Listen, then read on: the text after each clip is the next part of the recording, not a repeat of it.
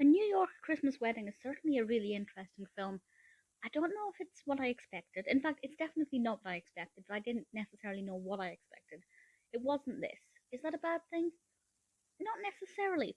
The only thing I will say is that the title, A New York Christmas Wedding, doesn't really fit in with what it's about. There is obviously a wedding in New York at Christmas, but they could have done so much more with that title to make it more appealing to a wider audience, because it actually deals with quite a prevalent topic, wherein the protagonist is given the opportunity to look back at her past and have the answer to what if. This was released in 2020. This is directed and written by Otoja Abit and stars Nia Fairweather as Jennifer, our protagonist.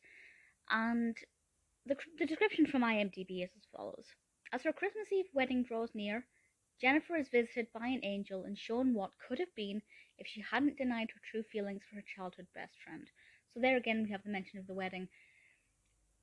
It's the run-up to her wedding, and her in-laws are basically trying to take charge. They're from a much more wealthy, respectable background than she is, and one thing leads to another. She meets this angel, who then allows her to go back in time, or rather to stay in the present, but the past has changed. So her present is actually heavily different. And the bit about what would she have done if she had admitted her true feelings about her best friend is definitely very different to what I would have expected from this kind of thing. And I actually don't want to spoil it too much. I want, if you watch this, which I suggest you do, I want you to go in with no knowledge of the intricacies of the narrative. And I think that that's the best way, because it means that there are some surprises along the way. And certainly the surprises are generally very interesting. I think when we first met the angel character, they're not introduced as the angel immediately, but I think it worked very well.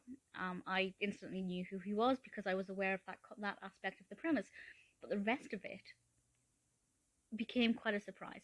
Now, the narrative itself doesn't develop too interestingly. Everything makes sense. It goes from A to B without any hiccups in terms of the flow of the narrative or the believability of the characters' actions. But the actual events and what happened, I feel like, just aren't that interesting. So the concept's interesting. Jennifer as a character is very interesting. I was keen to see how she would react and what the ultimate outcome would be. Because that is one thing about this. As I watched this, I didn't know what the point of it was for Jennifer. Because although she's getting this what if, her present life is still her present. How is she going to react when she's kind of pulled back out of this alternate universe and forced to face her reality, her impending wedding, the demanding in-laws, etc. I had no idea what direction this would take. So for me, that was really interesting. I genuinely enjoyed it. It's not perfect. There are things about this, mainly the things that I've mentioned, that I feel could have been done a little bit better. But it touches on some pretty emotional subjects, while still having a little bit of humor in it. It's not a comedy. I'm not sure what it markets itself as. I'd say a festive drama more than anything else. But ultimately, I enjoyed it. It's not what I expected, whatever that may have been. But what was delivered, aside from a title that I don't like, was pretty pleasing.